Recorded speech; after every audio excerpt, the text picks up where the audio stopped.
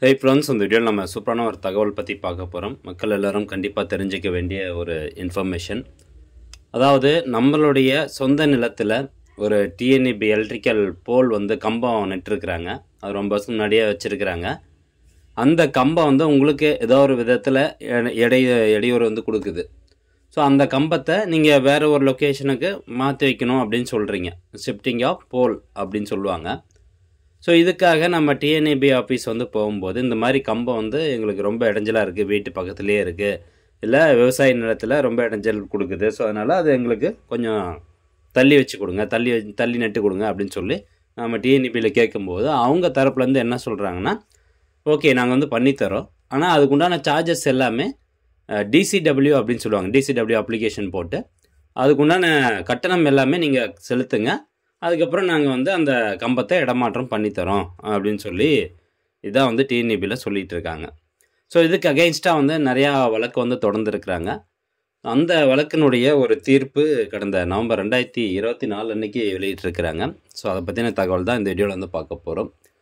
அதாவது கம்பம் இப்போ ஒரு தனியார் நிலத்தில் இருக்கக்கூடிய மின் கம்பங்களை அகற்றுவதற்கு கட்டணம் யார் செலுத்த வேண்டும்?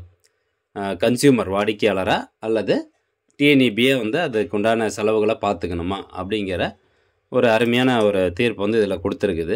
ஹைகோர்ட் தரப்புலேருந்து இந்த தீர்ப்பு கொடுத்துருக்குறாங்க. அதுக்கு டிஎன்இபி தரப்புலேருந்து என்ன சொல்லியிருக்காங்க அப்படிங்கிறது தான் நம்ம மெயினாக பார்க்கணும். ஹைகோர்ட் தரப்புலேருந்து நிறையா வழக்குகளுக்கு தீர்ப்பு கொடுத்தாலும் சம்மந்தப்பட்ட துறைகளிடமிருந்து நம்மளுக்கு ஒரு சரியான சுற்றறிக்கை வருது அப்படின்னா மட்டும்தான், சரியான சுற்றறிக்கையோ ஒரு அரசாணையோ வந்துச்சு அப்படின்னா மட்டும்தான் நம்மளுக்கு அது ஃபுல்ஃபில்லாக அந்த ஸ்கீம் என்கேஜ்மெண்ட் ஆகிருக்கு அப்படின்னு அர்த்தம். ஸோ இது ஒரு நிறைய தீர்ப்பு கொடுத்துருக்குறாங்க ஹைகோர்ட் தரப்புலேருந்து இந்த மின்கம்பங்களை மாற்றி அமைப்பதற்கு. ஸோ அதுக்கான ஒரு சுருக்கம் நம்ம பார்க்கலாம். அதாவது ஐயம்பாளையம் வருவாய் கிராமம் புலையன் கொடுத்துருக்குறாங்க. நிலத்தில் தன்னுடைய ஒப்புதல் இல்லாமல் அமைக்கப்பட்ட தாழ்வழுத்த மின்பாதையை வாரிய செலவில் வேறு பாதையில் மாற்றி அமைத்து தருமாறு மேல்முறையீட்டாளர் விண்ணப்பித்துள்ளார். ஸோ வாரிய செலவு அப்படின்னா டிஎன்இபி தான் அதுக்கு ஃபுல்லாக பொறுப்பு எடுத்துக்கணும். நாங்கள் காசு கட்ட மாட்டோம் அப்படின்ட்டு ஒரு வழக்கு போட்டிருக்கிறாங்க. ஸோ இந்த வழக்கு உயர்நீதிமன்றத்தில் அவங்க போட கிடையாது. மின் நுகர்வோர் குறைதீர்க்கும் மன்றம் இருக்குது, மின் நுகர்வோர் குறைதீர்க்கும் மன்றம். ஸோ அங்கே வழக்கு தொடர்ந்துருக்காங்க.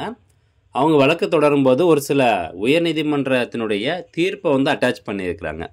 ஸோ உயர்நீதிமன்றத்தினுடைய தீர்ப்பு படி என்ன சொல்கிறாங்கன்னா, இப்போ ஒரு தனியார் நிலத்தில் ஒரு மின்கம்பம் போட்டிருக்கீங்க, அதுக்கு அந்த நிலத்தினுடைய உரிமையாளருக்கு நீங்கள் எந்த ஒரு சலுகையும் செய்யலை, அதாவது ஒரு மாதம் வாடகையோ இல்லை ஒரு ப்ராப்பராக அவங்கக்கிட்ட கையெழுத்து வாங்கி நாங்கள் இந்த மாதிரி மின்கம்பம் போடுறோம் இந்த இடத்துல ஆட்சேபனை கடிதத்தில் ப்ராப்பராக கையெழுத்து வாங்கியோ பண்ணியிருந்தால் ஒன்றும் பிரச்சனை கிடையாது.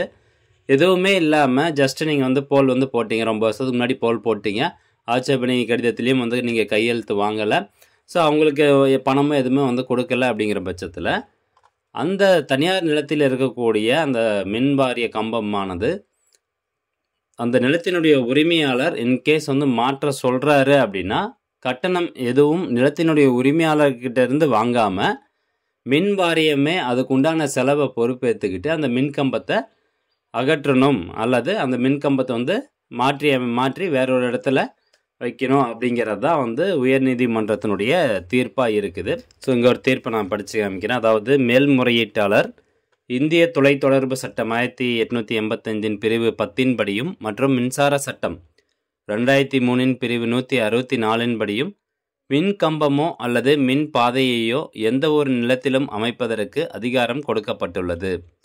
அதே சமயம் ஒரு நபருக்கு சொந்தமான நிலத்தில் மின்கம்பமோ அல்லது மின் பாதையோ அமைக்கப்பட வேண்டிய நேர்வில் இந்திய தொலைத்தொடர்பு சட்டத்தின் பிரிவு 10(4) படி நில உடைமையாளர்களுக்கு முழு நஷ்டஈடு தரப்பட வேண்டும். ஆனால் எதிர்மனிதாரர் இதுவரை ஒரு பைசா கூட நஷ்டஈடு தரவில்லை என்று தெரிவித்துள்ளார். ஆனால் டிஎன்இபி தரப்புலேருந்து என்ன சொல்கிறாங்கன்னு பார்த்தீங்கன்னா, மேல்கூறிய விதிமுறைகளின்படி உரிமைதாரர் மின் பயன் பெற உரிமை கோரும் நுகர்வோருக்கு மின்பாதை அமைக்க உரிமையுள்ளது அப்படின்னு சொல்லியிருக்கிறாங்க.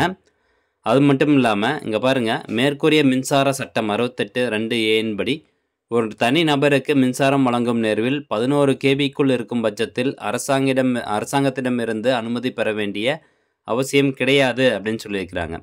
ஸோ நம்ம என்ன சொல்ல வரோம் அப்படின்னா, ஹைகோர்ட் தரப்புலேருந்து தெளிவாக சொல்லியிருக்காங்க, இந்த மாதிரி தனியார் நிலத்தில் இருக்க ஒரு கம்பத்தை வந்து நீங்கள் மாற்றி அமைக்கணும், அவங்க வந்து கோரிக்கை வைக்கிறாங்க அப்படின்னா அதுக்கு உண்டான செலவை டிஎன்இபி பொறுப்பேற்றுக்கணும்னு சொல்லியிருக்குது.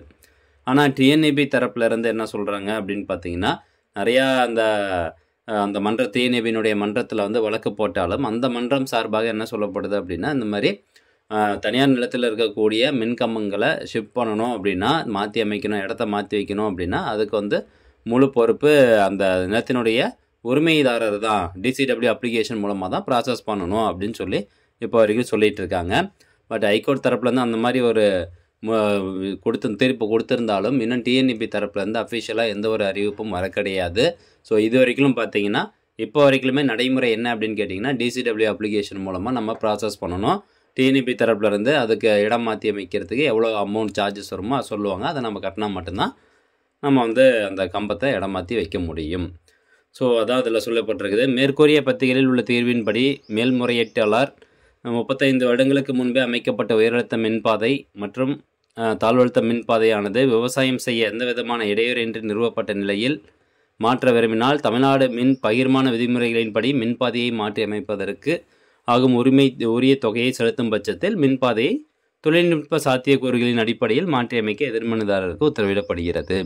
ஸோ இதில் ஒரு லைன் நம்ம வந்து கவனிக்கணும். என்ன சொல்லியிருக்காங்கன்னா, உள்ள தாழ்வழுத்த மின்பாதையானது விவசாயம் செய்ய எந்த விதமான இடையூறின்றி நிறுவப்பட்ட நிலையில் மாற்ற விரும்பினால், இப்போது விவசாயம் செய்வதற்கு அந்த இடத்துல வந்து ஒரு டிஸ்டர்பன்ஸ் இருக்குது, டபுள் போல்லாம் போட்டு டிஸ்டர்பன்ஸ் இருக்குது அப்படின்னா அதுக்கு வந்து டிஎன்இபி தரப்பில் பொறுப்பேற்றுக்குவாங்க அமௌண்ட் ஷிஃப்ட் பண்ணுறதுக்கு. ஆனால் விவசாயம் செய்யறதுக்கு எந்த ஒரு தடங்களும் கிடையாது. பட் இருந்தாலும் அதை வந்து தள்ளி வைக்க சொல்கிறாங்க அப்படின்னா அதுக்கு அந்த நிலத்தினுடைய உரிமையாளர் தான் பொறுப்பேற்றுக்கணும் அப்படின்னு சொல்லியிருக்கிறாங்க. ஸோ ஃப்ரெண்ட்ஸ், இந்த இன்ஃபர்மேஷன் கண்டிப்பாக உங்களுக்கு பயனுள்ளதாக இருக்கும் அப்படின்னு நினைக்கிறேன். மீண்டும் அடுத்த ஒரு நல்ல பதிவில் சந்திக்கலாம். நன்றி, வணக்கம்.